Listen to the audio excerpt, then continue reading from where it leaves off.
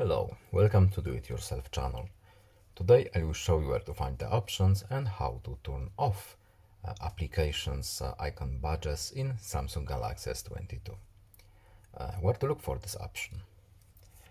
We have to go to Settings, then in Notifications menu we have Advanced Settings, and here at the bottom we have app icon badges. To turn it off, we simply uncheck this little box and this function now is turned off. No need to save, just back out from this menu and it's set up.